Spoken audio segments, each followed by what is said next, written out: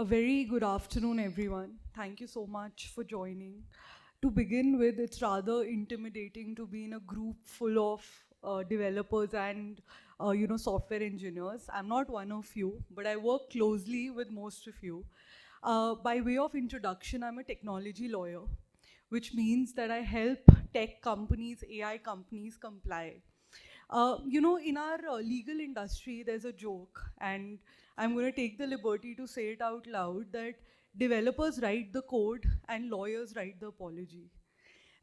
So, in today's time, things are legally so convoluted that it's just not easy to launch a product without having multiple considerations. And today's session is going to be about those considerations. It's very funny that, especially in India, we see companies come to us 1 week before the launch. And they tell us just do a due diligence and, are we, good to go? And that's when it takes another 6 months for them to launch the product. So it's very, very important to begin with that we ask the right questions. Hello, yeah, am I audible? Is this mic audible as well? Okay. So I think couple of questions that you need to ask yourself now. Earlier, the question was, can we build this? But now the question is, can we legally build this? It's very, very convoluted, like I said. Whenever we're looking at an AI model now, the key considerations are, as an attorney, my first 3 questions to a company are, where did you get this data that you trained your model on? Can a user ask you to delete their data from your model? Can your model justify its decision making? If you don't have answers to these 3 questions, it's time to wait. It's time to wait before you are levied heavy penalties under the Indian laws. How many of you know about the Digital Personal Data Protection Act? Great. How many of you have already started complying with it? Okay, great. The act was enforced back in November of 2025, and since most of us are just sitting on it, it shows that we're all set for penalties ranging between 2 crores to 50 crores. I'm going to touch upon the important aspects of law which cover AI companies in today's world. But to begin with, let me just say India does not have a singular AI act. AI industry is governed by multiple laws in India, which include your intellectual property laws, your Information Technology Act, and most importantly, your Digital Personal Data Protection Act. I'm going to start with the Digital Personal Data Protection Act because that concerns you the most right now. The Digital Personal Data Protection Act is the Indian alternative to the GDPR. How many of you know about the European GDPR?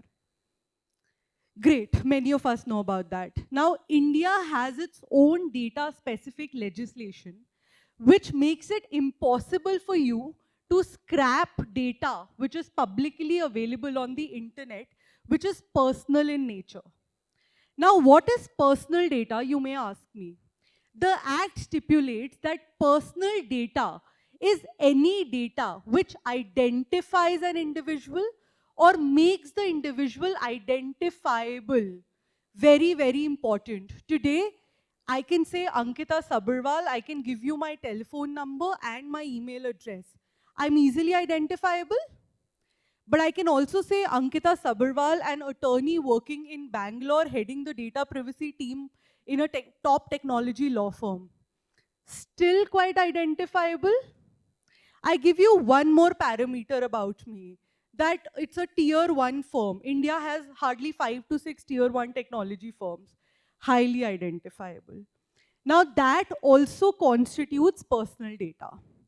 As AI companies right now, this is the time for you to assess your product, assess that if your product is compliant under the Act. And when I say assess, things that you need to assess are, how did you collect that data? What data did your model train on?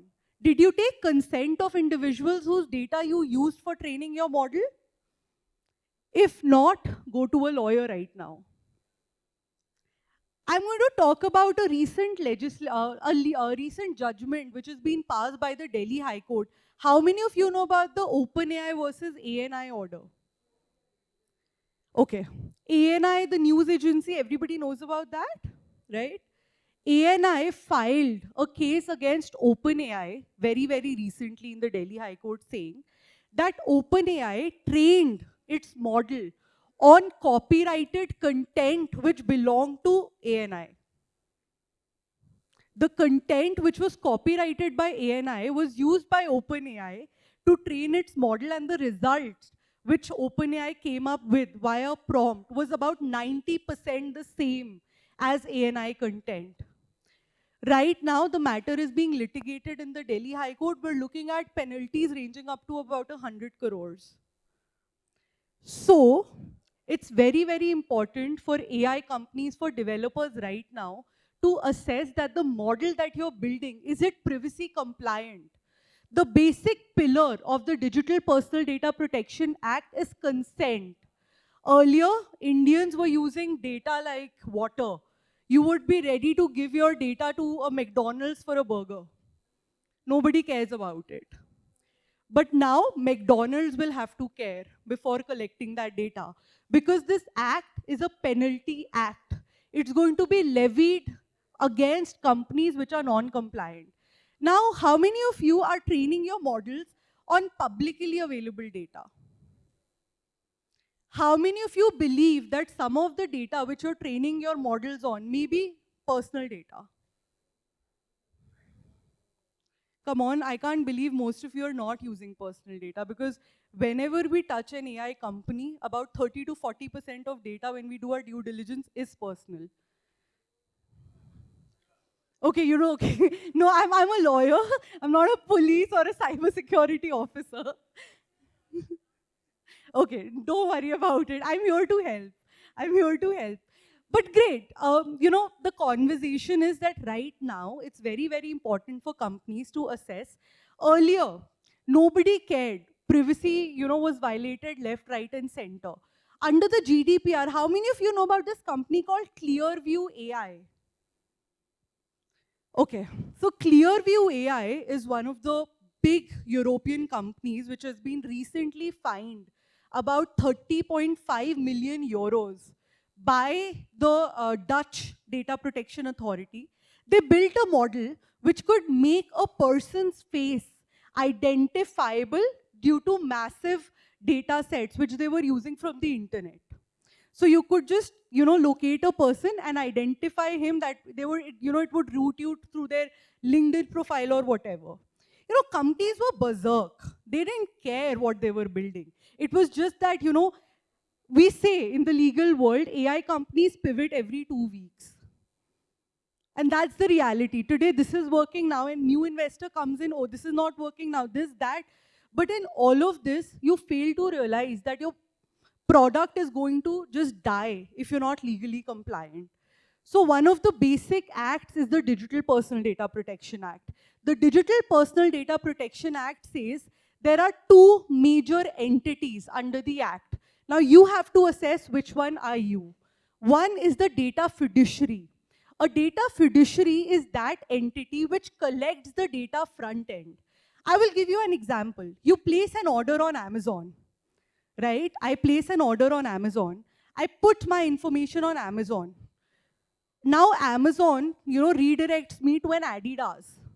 Amazon is just an intermediary. But for me, I have placed my order on Amazon. Now Amazon becomes that front-end entity and thus becomes the data fiduciary. Because Ankita knows that she's placed an order on Amazon and not the seller that Amazon has directed that order to. Now the seller who Amazon has directed that order to becomes the data processor, because that seller is processing data on behalf of Amazon, who's the data fiduciary. Clear? Now why is this important? It's important because under the Act, even the breach done by a data processor, the liability will that be of the data fiduciary. So if your vendors are doing a breach, you will be responsible. if the breach happened because of the personal data that you gave them. So it's also that time to do a vendor security assessment to understand who are the people you're working with, your vendors and partners. How many of you know about MyGate? Everybody, right? Couple of years ago, is somebody here from MyGate? Okay, great. Then I can actually talk about this case study. Couple of years ago, MyGate went up to every society, every tech park, saying, I'm going to give you these free boom barriers. All you have to do is have every vehicle enter your premises, put a QR code. And Indians, we love free lunches. We love it. Give us like 50 rupees off and take my Aadhaar card. So everybody was just ready to, now MyGate has obviously taken over the market. But what was the real business of MyGate? The real business of MyGate was not to provide these free boom barriers. The real business was that every Swiggy guy who entered your house, that data MyGate collected and sold to Zomato. Hey, Ankita's been ordering a lot from Swiggy. Prompt her some offers, right? Similarly, MyGate would collect all the personal data, everything that happened in your house, and sold it to competitor companies. DigiYatra, how many of us are using DigiYatra? Government initiative. Really? What a government we have, which only has 18% equity in the company. 82% is a private entity. Your data is not going to the government. DigiYatra has been developed by a Hyderabad-based entity and belongs to one of the biggest private conglomerates. Nobody is giving convenience for free. There's a saying that if you're not paying for the product, you're the product. So today,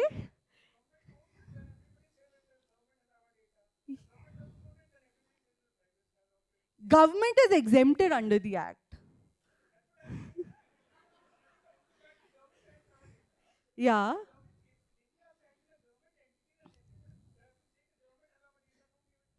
I don't think we want anyone to collect our data. I don't think that we want government surveillance to happen. But you're right, sir. If the government is doing it for a purpose, like giving you subsidies and benefits, they need to process your data.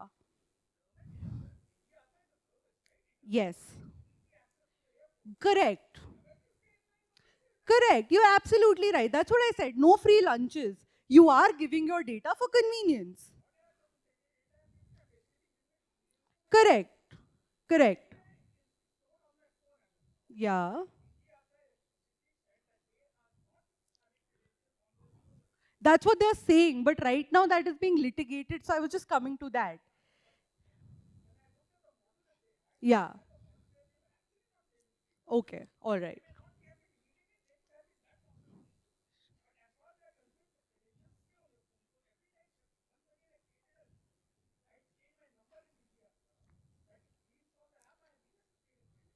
Great. Okay. All right. Moving on. Like sir said, he's read the model and he's saying that DigiYatra does not store your data.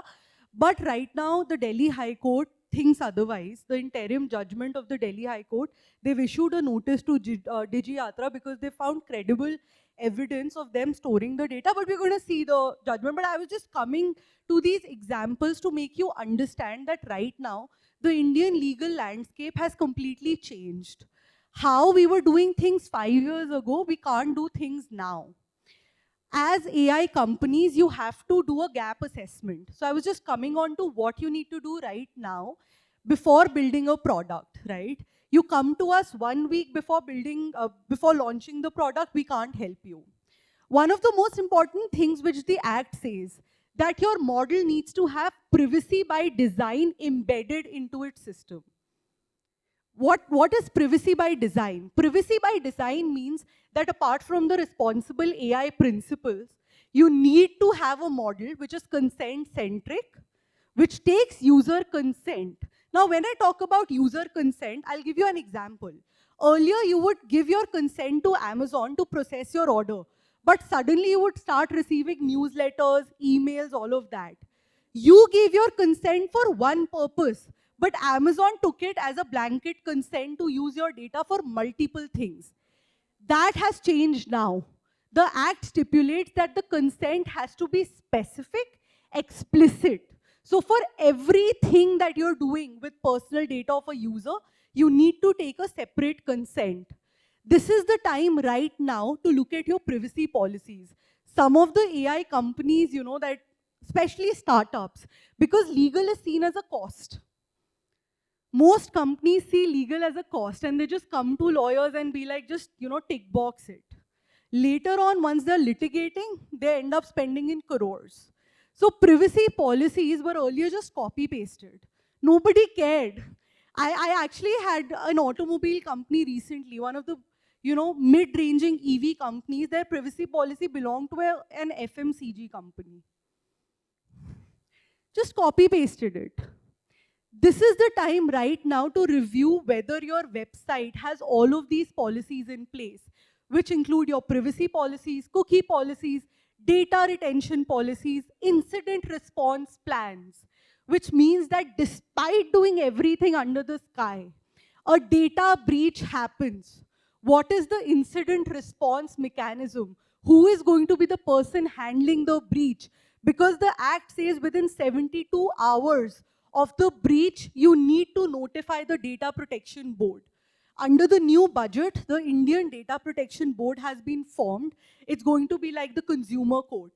Has anyone ever been to the Consumer Court?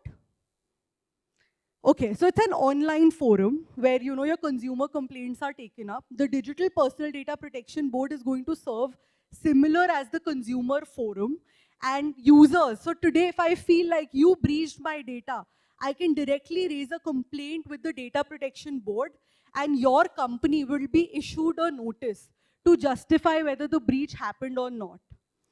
Minimum penalties that we're looking at for companies with a revenue of more than 5 crores is about 2 crores or 2% of the annual turnover. So if your company has a revenue of 50 lakhs, currently we're looking at 1 lakh for a single time penalty. So pay those 50,000, 1 lakh to a lawyer, get your data privacy sorted. Apart from the Digital Personal Data Protection Act, please get your IP in place. Intellectual property, I mean, how many of you have filed a patent? Great. How many of you are thinking that your product may be patentable? Lots of AI companies we've seen die in the last 2 years because they didn't get a patent. And the moment they launched, there was a patent infringement case which was filed against them. Right now in the Devanahalli court, I'm litigating a similar matter between two companies, two AI companies because of patent infringement. So before you launch a product, see that if your product is infringing upon a patent or not. Also, copyrighted content. Do not train your data on copyrighted content. Right now, OpenAI is, in the big game, about 100 crore penalty. This will only grow from here on. Apart from, the Digital Personal Data Protection Act, I want to talk about the Indian AI Niti Aayog mission. Niti Aayog has recently said there are a couple of things which AI companies need to ensure to be compliant. One, RAI principles. How many of your models are compliant with the responsible AI principles? How many of you know about the RAI principles? Guys, you guys are AI companies. How can you not know about the RAI principles? Accountability, transferability. Okay, please contact a lawyer. I can be reached out on ankita@iprrattorneys.com, but please contact any lawyer that you know. Before you start developing a product, it's very important to do your due diligence. The GDPR till date has had a penalty sum of about $3.2 billion. In India, the government is looking at the Digital Personal Data Protection Act as a revenue-making act because the penalty is going to go to the government treasury. So this is going to be enforced left, right, and center. The deadline for complete compliance is May of 2027. And for a company to comply with the Digital Personal Data Protection Act, it takes about 14 months. So you're already late. But there's still time. If you think that you're in the market, please contact a lawyer, or you're ready to launch. This was my presentation. I'm just going to take you through some of the other aspects.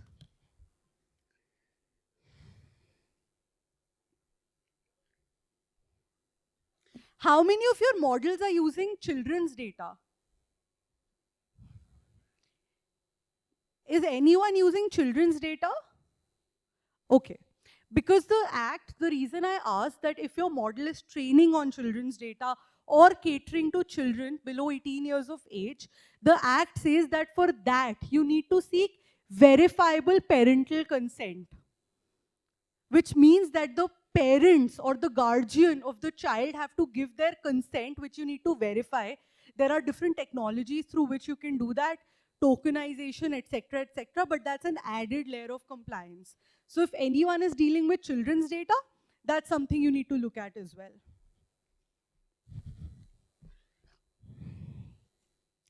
These are the obligations that you need to ensure as AI builders.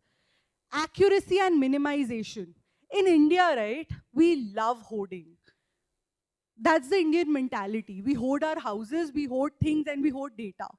When I go to companies and I see their HR forms, I mean, God, they would actually ask you about your siblings.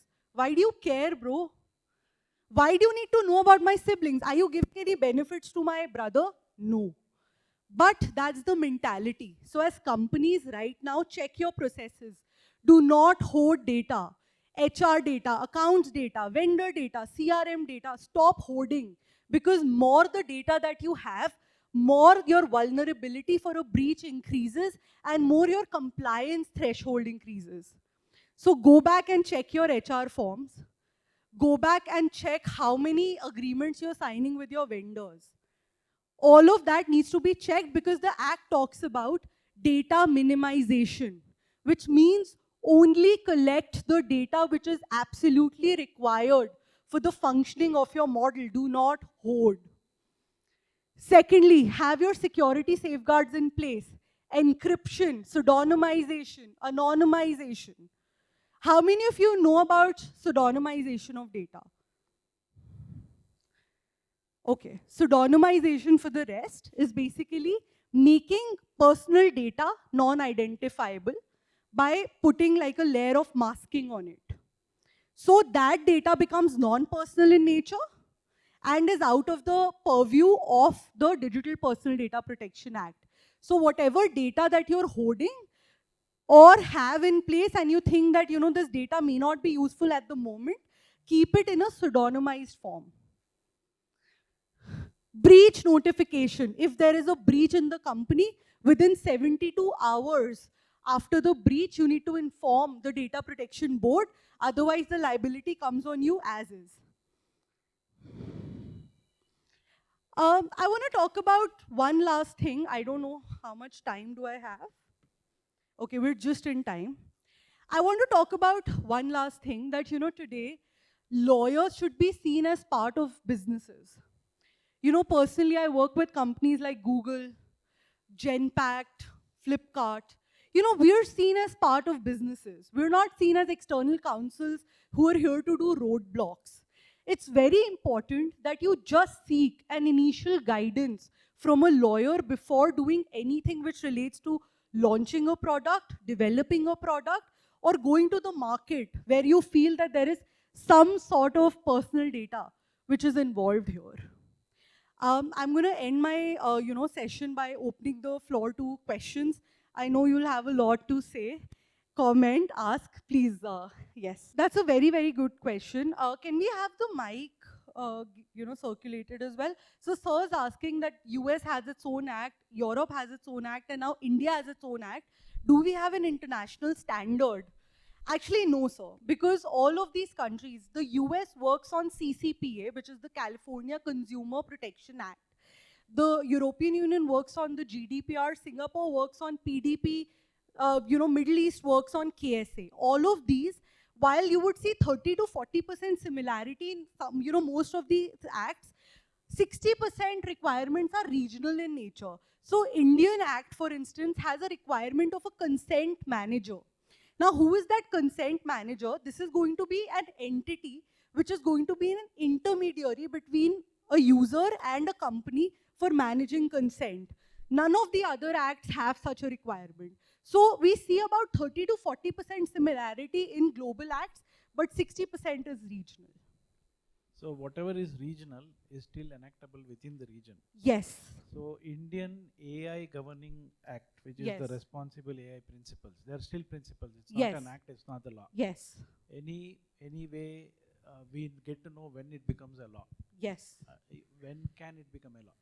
That's a good question. So the MeitY has confirmed that India is not going to have its own AI Act.